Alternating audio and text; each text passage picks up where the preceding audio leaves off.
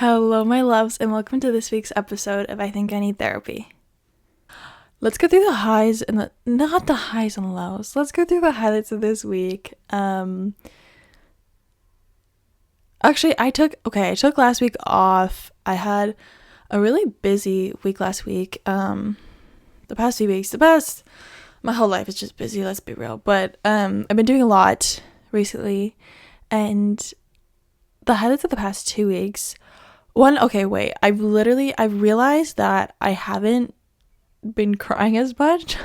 I think that's a positive. I used to be real, I was crying myself to sleep almost like every single night for a week there, last month, and then like frequently crying like almost every day. But I went like half of the week last week without crying, so I'm giving myself that. That's a positive. We'll take it. That's a highlight. Have been going through a lot of ups and downs. Another highlight yesterday, this past like 3 days have been super, super nice out. Summer weather. We haven't really got much summer weather here, so it was nice to have that. And I had a little family reunion, so it was nice to see everyone be out in the sun. Went fishing with my brother, went to the beach with my friends, done a lot of golfing. What else have I done? Went to the track a few times. Yeah, just all fun stuff. The sun makes me so happy. The warm weather literally changes my mood so much.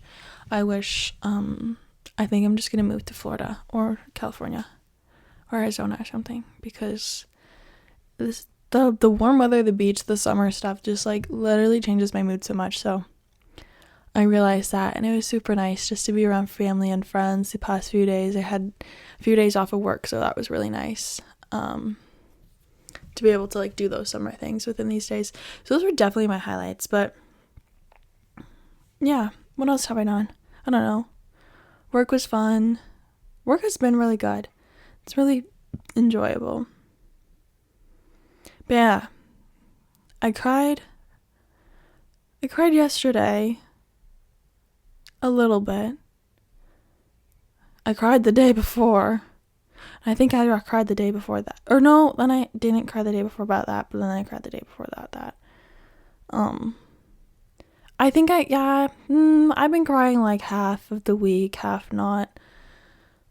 Hey, I haven't cried today. And I don't think I will. We never know though. But I have been realizing that I've been struggling a lot more. I've been dealing with some stuff recently. Not even recently. I say recently, but it's like the past like 4 months I've been dealing with stuff. And struggling in my own ways with certain things, and hence why all the crying. But it brings up a lot of things that I realize, a lot of these like behaviors I do when I am struggling that are not so helpful to me. That some would say are toxic traits, unhealthy behaviors, and I thought it would be perfect to make an episode about like toxic traits, unhealthy behaviors, and how to just like switch them, or just like get through them and learn how to grow through them to switch them into more like healthy, helpful behaviors that will help through these times where like you are struggling, or help even me when I am struggling, and doing these things of how to just like change them and help myself out. Because we all deserve that. We all deserve to, help ourselves out a little bit, to learn from our own mistakes, to learn from these things that we're doing, and to grow constantly, I think is something that we all deserve to do for ourselves. So I heard this analogy the other day about like toxic traits and stuff, of how our healthy characteristics are like flowers we have like this garden in our brain, and our healthy characteristics are the flowers in that garden. And then these toxic traits, these unhealthy behaviors, are like the weeds, and sometimes it feels like they come in all the time and they just try and take over, but we have to be the ones to pick out these weeds and pick through them all the time. And it's a constant thing, but they like to just come up and grow. But once you take them away, the flowers can really grow and bloom and be beautiful and whatever. And there could be more of these flowers.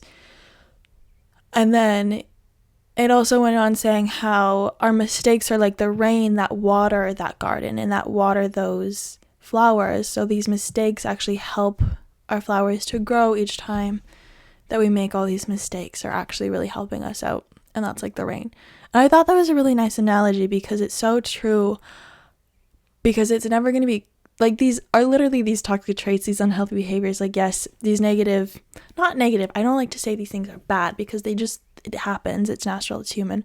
But these things that aren't so helpful to us and these thoughts and these just characteristics that aren't so helpful, they just come up all the time. And it's not going to be like one day you're going to have none at all. That's not possible. It's not human. But they're always going to be there, constantly new ones coming up within our brains. And not to sound so like you'll never get to a great place. I think getting to a great place is learning how to handle those things and handle the thoughts that come up in your brain and handle the what are they called? Handle the intrusive thoughts and work through your unhealthy behaviors and stuff and get to the point where, like, when these things come up, you know what to do, you know how to get through them, you know how to help yourself and do what's best for you. And I think that's a great point to get to, and that's like what I'm always striving for. And I think what everyone should strive for is to get to a point where you can handle all the things that life throws at you and all like the things your brain throws at you too. But yeah, I don't know where I was going through this. Oh, that's why this analogy is great, because that is like weeds, and then they can take over those, the healthy behaviors that you have and these healthy like traits and characteristics that you have. Like, those weeds can take over, and like, there's not a lot of room for those healthy things to happen, to take control. Not a lot of room for the healthy things to be present when there's so many weeds there, and there's so many just like, they're just taking up the whole garden, and it's like, well, there's no room for more flowers because all these fucking weeds. Yeah, but that's why I love it. And when I'm talking about unhealthy behaviors and toxic traits and stuff, the ones that come to mind for me, because they relate to me a lot, are like avoidance and isolation and impulsive shopping, not asking for help, not reaching out. It's not isolation, just like going quiet, thrill chasing, overworking is kind of avoidance as well. But I saw another thing where it said that where your love languages are correlated to your toxic traits. So say your top love language is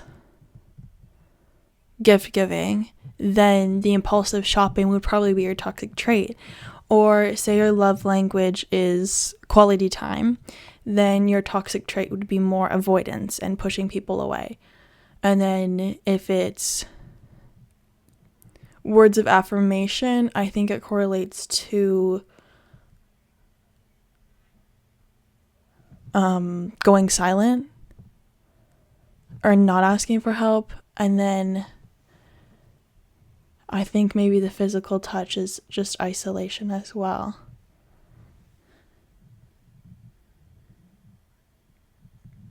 Yeah, that would make sense. And someone actually, I put a little poll up on my story the other day. Not a poll, like just a little question box on my podcast story, Instagram story the other day, asking about people's toxic traits. And one person actually literally responded with this, saying that their love language is something that they can't ask for. You know what I mean? So they avoid when really like that's what they need the most. But it's hard for them to ask for like people to be around, or it's hard for them to ask for help because that's their top love language. And I think that just stuck out to me a lot, because I think with me, with me, I am someone who, which I've realized so much recently, where when I am struggling like I am now, it's so hard for me to actually like show that. I kind of just like shut down and I go quiet and won't like say anything, won't bring it up. I'll just like kind of shut down. I do a lot of avoidance and I just go quiet, and I don't isolate, but I don't like asking for help or bringing it up either. I like people to bring it up themselves and like show that they want to help in a sense. But it doesn't help me when I do that. It doesn't help me at all, because then I'm stuck there, just sitting there, so like literally soaking, drowning in my own thoughts and feelings, and like fading away as I literally will be sitting beside someone and I will like get triggered by something and I'll start just like, I don't know, like really struggling within myself, and then like I'll start like tearing up, and I just am there like holding back my tears but still like trying to talk to them and be there for them, but I'm still like, I'm just so in my head, and I won't tell them, I won't bring it up. I'll just sit there and just hold back my tears while I'm literally like fucking going crazy inside my head and just so sad. But I won't show it. I'll show it, but like I won't express it. And I think that is not very helpful, because then I'm just like, I'm holding back all my emotions and I'm holding back all my feelings, which doesn't help me to really process them and feel them. And like, sure, and sometimes like say I'm at work and I get triggered by something, like yeah, maybe I can go take a little bathroom break, feel it out, and then have to go back. But sometimes I might have to wait till later to just be like, to actually process what happened, which is okay. But I think as long as we take the time to process the feelings or process whatever gets brought up within us day to day, and those emotions that come up, take the time to process them and feel them at some point. Don't delay it for like ever, but if it comes up and you have the space and you have the safety to feel them where you are in that moment, I think it's very important for us all to feel them as they come up. Because if we don't, and like I do, and I just like hold them all in and hold it all back and like internalize everything, and then it makes them a lot bigger than they are. It makes these emotions and these feelings and all this stuff a lot bigger than it is, and all these thoughts than it really is. And then by holding it in and blocking it all down, then later on when something else triggers me, it'll be a lot bigger and it'll be a lot more, because I wasn't able to feel them previously, or I'm stopping myself from feeling it all. So then later I'm gonna get triggered by something again, and I'm just like, it's gonna be even harder. And the more you keep blocking things down, it's gonna come to a point where your body is like, fuck you, like you are hurting right now, there's no more space for you to push all this down, and then you're just gonna explode at one point. And I've seen it happen to people before. Or even if you're blocking it all down, then day to day you can tell like they're not fully present, or this person is not fully in tune with how they are feeling, because they're holding back so many feelings. So yeah, that is something. The avoidance and not asking for help and kind of like shutting down is not very helpful. And I realize for me it's not very helpful, especially when like I'm around people who like, where I feel like really bad but I'm not able to express it, and then I'm sitting there just like feeling like shit, but then I make myself feel even more like shit because I'm not talking about it, and then I'm trying to enjoy my time with people but I can't, and then they're not noticing.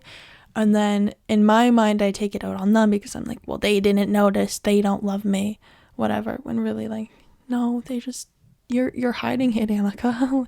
You're the one literally hiding it. How are they supposed to tell when you're sitting there not showing anything at all that you're hurting and that you're not doing okay? Which that's not healthy for me to do. So I think with that and with other people's toxic traits, for like isolation, I know some people who do isolate, and it's sad for me being on the other side of someone who isolates, because then sometimes I'm like, what the heck, like, you don't want to talk to me, but really it's just the way people cope with some things. It happens a lot when people have depression, where they isolate and they kind of like push everyone away in their lives.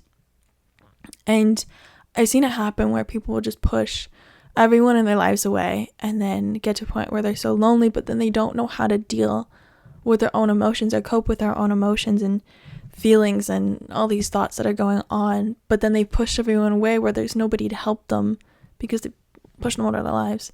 But then they're there and they're stuck struggling with no one to help them, and then they're kind of stuck and they're lost in that spot.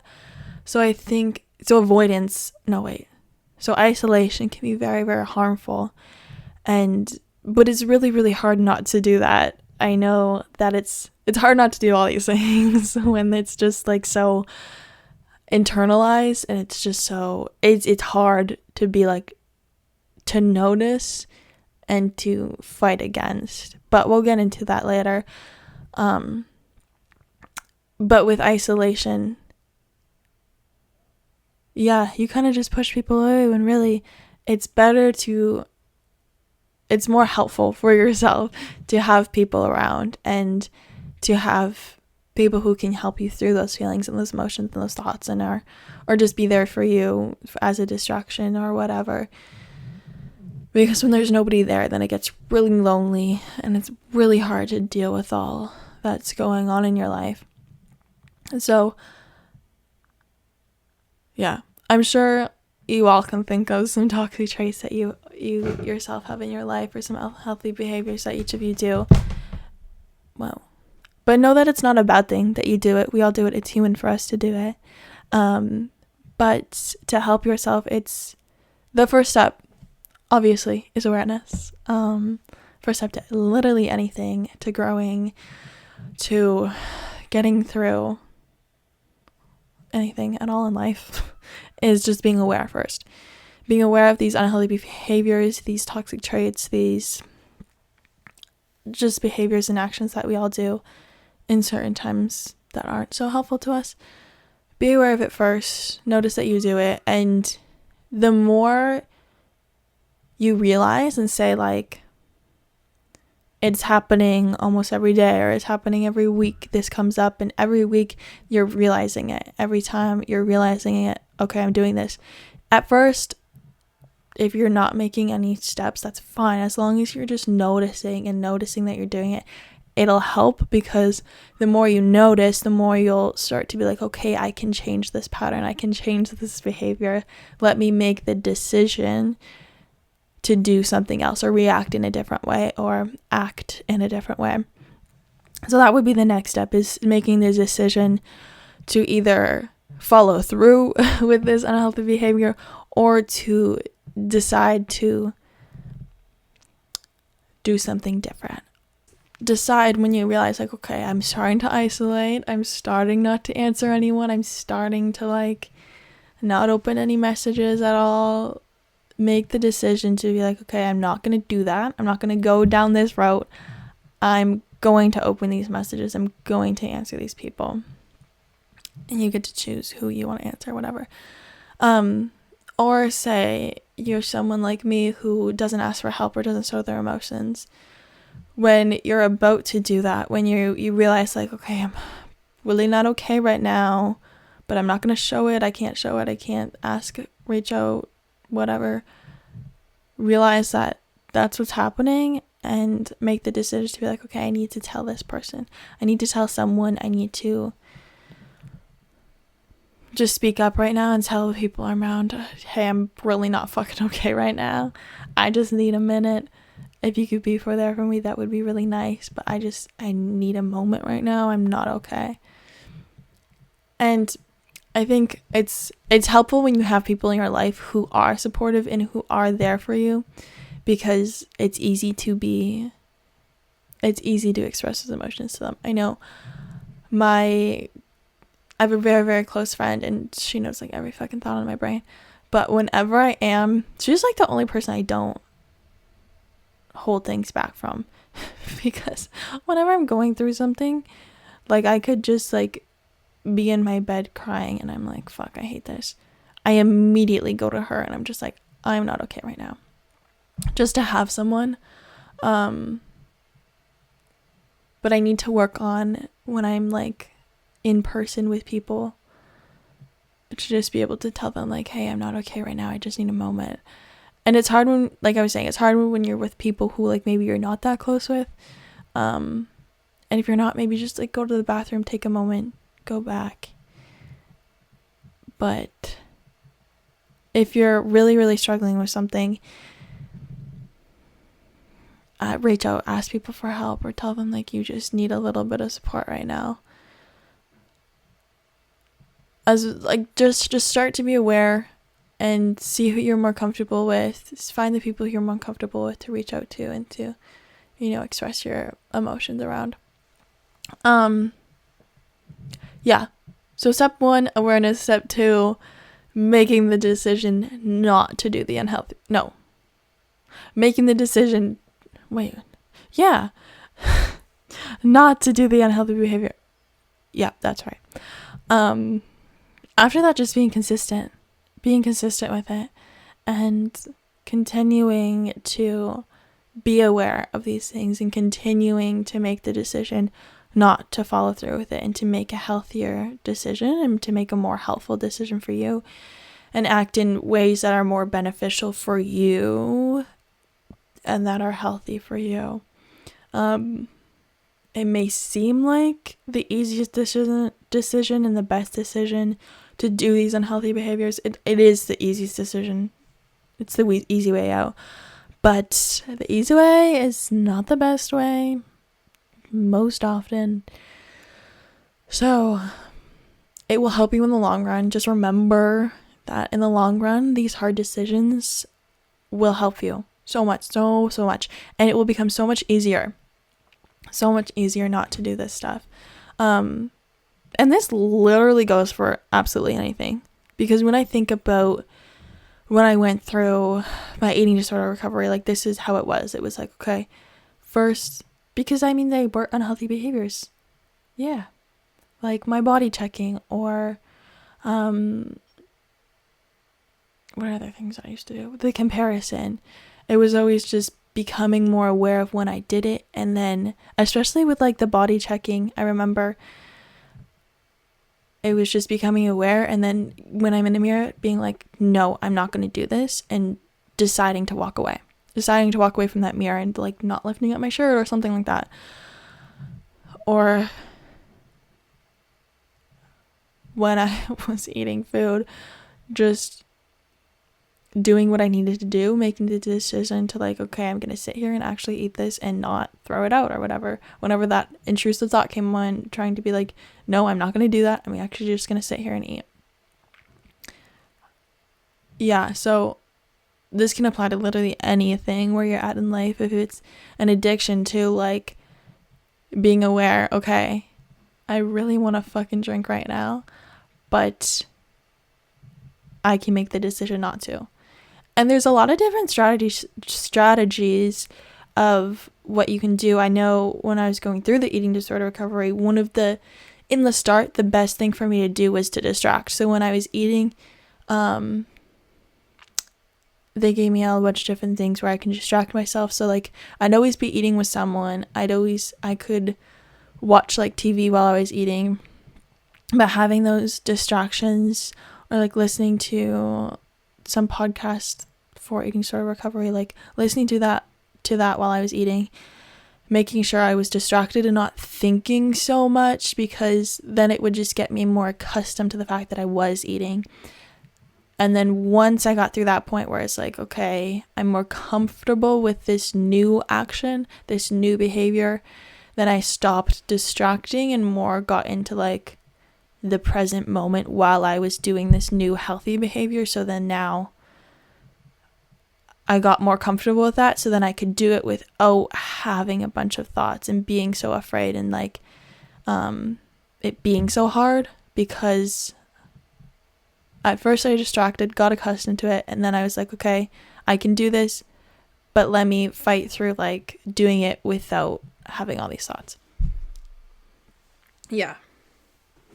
That's just an example for you of how apply this to my own life and how it did actually really help me, because now those unhealthy behaviors are not a part of my life anymore.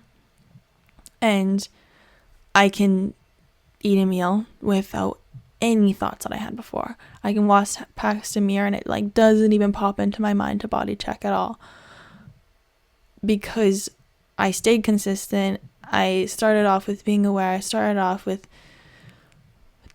being aware, making the decisions to change my behaviors and to fight against them. Yeah, there was so many fucking times where I just gave in and was like, okay, I'm like, I don't care. I'm going to body check right now. Or like, okay, I don't care about making the right decision right now. It's too hard. I'm just going to take the easy route. There was times where I did that. Obviously, we're humans, it's going to happen. But